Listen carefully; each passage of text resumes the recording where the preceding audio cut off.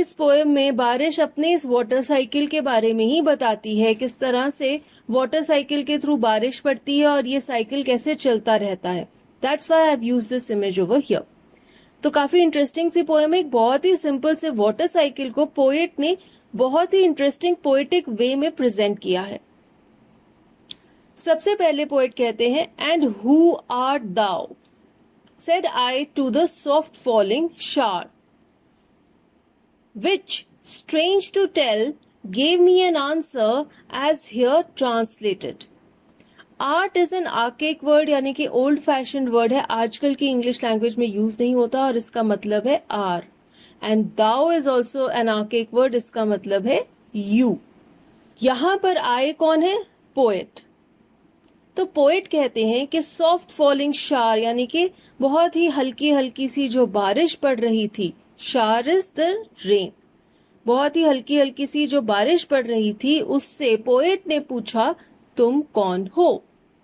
और फिर वो कहते हैं कि बहुत ही हैरानी की बात है, बहुत ही स्ट्रेंज बात है कि इस बारिश ने मुझे एक आंसर दिया, एक जवाब दिया, और उन्होंने ये आंसर ट्रांसलेट करके अपने वर्ड्स में आगे पोएम में लिखा है. तो आइए देखते हैं क्या आंसर दिया बारिश ने. I am the poem of the earth, said the voice of the rain. यहां पर आए कौन है? बारिश की बूंदें. वो कहती हैं कि मैं धरती की पोएम हूं, धरती की कविता हूं. फिर उसने क्या कहा? Eternal I rise impalpable out of the land and the bottomless sea, upward to heaven, whence vaguely formed, altogether changed and yet the same. Now whence is also an archaic word and old fashioned word, और इसका मतलब है from where. Vaguely means something which is not clear.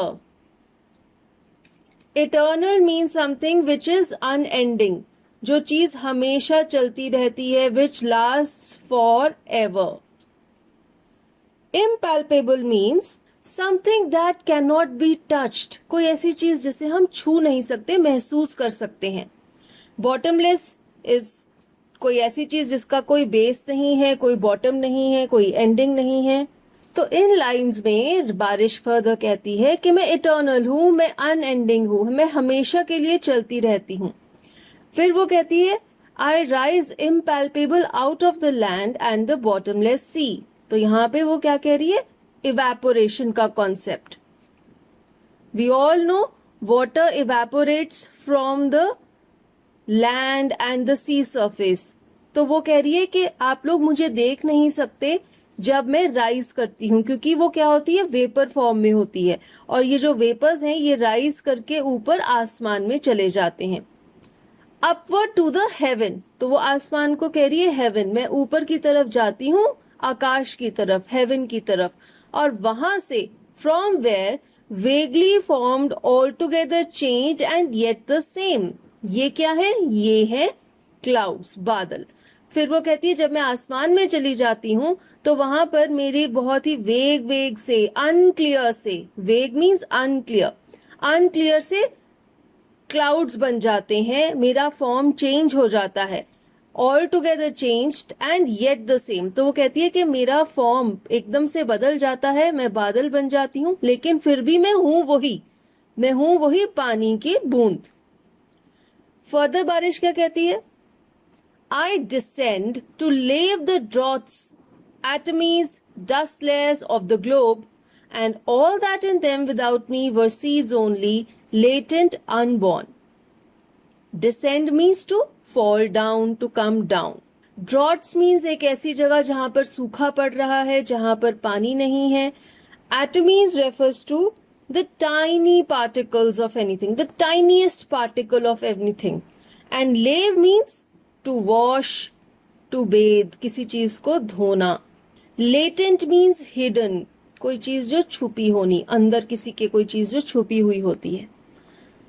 फिर वो बारिश कहती है उसका जब बादल बन जाते हैं उसके बाद नेक्स्ट स्टेप क्या है? आई डिसेंड, मैं नीचे की तरफ गिरती हूं.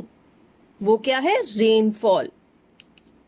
और वो कहती हैं कि जब मैं नीचे की तरफ गिरती हूं तो मैं सब कुछ धो देती हूँ, जितनी भी जगहें जो सूखी हुई हैं उनको मैं धो देती हूँ. Tiniest particle of everything I washed it. And जितनी भी धूल मिट्टी उड़ी होती है, पूरा ग्लोब जो धूल से भरा होता है, जब बारिश पड़ती है तो वो सब कुछ धो डालती है. और बारिश के पड़ने से जितने भी सीड्स हैं, जितने भी बीज हैं जो कि अभी उगे नहीं हैं क्योंकि उन्हें पानी चाहिए, उन सब पर मैं पड़ती हूँ. और वो बीज जो हैं, जो अनबॉर्न हैं, उन्हें मैं पानी प्रोवाइड करती हूँ जिससे कि वो ग्रो हो सकें. फिर पोएट कहते हैं, and for ever by day and night I give back life to my own origin and make pure and beautify it. फिर वो बारिश कहती है कि मैं हमेशा चलती रहती हूँ, सुबह शाम हर वक्त. बारिश का जो साइकिल है, जो वाटर साइकिल है, ये एक कॉन्टिन्यूस साइकिल है. वी ऑल नो ये वाटर साइकिल चलता रहता है. जब बारिश पड़ जाती है उसके बाद क्या होता है, पर्कुलेशन होती है. जो पानी की बूंदें हैं वो नीचे धरती में समा जाती हैं और धरती से ही कुछ पानी समुद्र में चला जाता है और फिर से इवेपोरेट होकर आसमान में जाकर बादल बन जाते हैं. तो ये जो वाटर साइकिल है ये कॉन्टिन्यूस है, ये डे एंड नाइट चलता रहता है फॉर एवर. तो ये जो रेनफॉल है ये कहती है कि मैं अपनी ही ओरिजिन को लाइफ देती हूँ, क्योंकि वो ओरिजिनेट कहाँ से हुई थी, सी बेड से और लैंड से. और जब वो वापस सी बेड और लैंड में चली गई तो वो अपने आप को ही एक बार फिर से ओरिजिनेट कर रही है. और ये जो वाटर साइकिल है ये ऐसे चलता रहता है और इसकी मदद से क्या होता है, सब चीजें साफ हो जाती हैं, सब चीजों की धुलाई हो जाती है. जहां पर सूखा पड़ा है वहां पर पानी आ जाता है और जितने भी सीड्स हैं जिन्हें पानी चाहिए ग्रो होने के लिए, उन्हें पानी मिल जाता है. तो वो कहती है कि अपनी इस जर्नी में मैं क्या करती हूँ, हर चीज को प्योर कर देती हूँ, साफ कर देती हूँ और सुंदर बना देती हूँ. तो बारिश का जो लाइफ साइकिल है वो हमने देखा, यही वाटर साइकिल है. और वो कहती है कि ये जो मेरी जर्नी है ये अनएंडिंग है, हमेशा चलती रहती है. और इस साइकिल में मैं क्या करती हूँ, हर एक चीज को प्योरीफाई करती हूँ और सुंदर बना देती हूँ. For song issuing from its birthplace after fulfillment, wandering, wrecked or unwrecked, duly with love returns. Wrecked or unwrecked means whether cared for or not. अब यहाँ पर हमारे पोएट अपने सॉन्ग को रेन के साथ कंपेयर कर रहे हैं. वो दोनों में एक पैरेलल ड्रॉ कर रहे हैं, यानी कि दोनों में एक सिमिलैरिटी बता रहे हैं. वो कहते हैं कि जो उनका गाना है वो भी अपनी बर्थ प्लेस से इशू होता है, यानी कि स्टार्ट होता है. गाने की बर्थ प्लेस क्या है, पोएट या जो सिंगर होता है. तो पोएट बताते हैं कि उनका गाना भी उनसे स्टार्ट होता है. बहुत सारे लोग उनके गाने को सुनते हैं, सराहते हैं. उनका गाना इधर उधर वॉन्डर करता है, यानी कि अलग अलग जगहों पर सुना जाता है. वो बहुत सारी परफॉर्मेंसेस देते हैं. यहाँ पर मैंने इन इमेजेस द्वारा उनके इस सॉन्ग का जो साइकिल है वो बता रहे हैं, वो भी दर्शाया है. कैसे एक गाना पोएट द्वारा शुरू होता है, फिर वो उसे लिखते हैं, कंपोज करते हैं, अलग अलग जगहों पर परफॉर्म करते हैं, लोग उनके गाने को सराहते हैं, उनके गाने को अलग अलग जगहों पर सुना जाता है, वो कॉन्सर्ट्स में परफॉर्म करते हैं और फाइनली उन्हें ये प्यार वापस मिलता है in the form of award. चाहे कोई लोग उनके गाने को सराहें या ना सराहें, उन्हें कोई फर्क नहीं पड़ता, रेकेड और अनरेकेड. बारिश को भी कोई फर्क नहीं पड़ता कि उसके पड़ने से किसी को अच्छा लगता है या बुरा लगता है.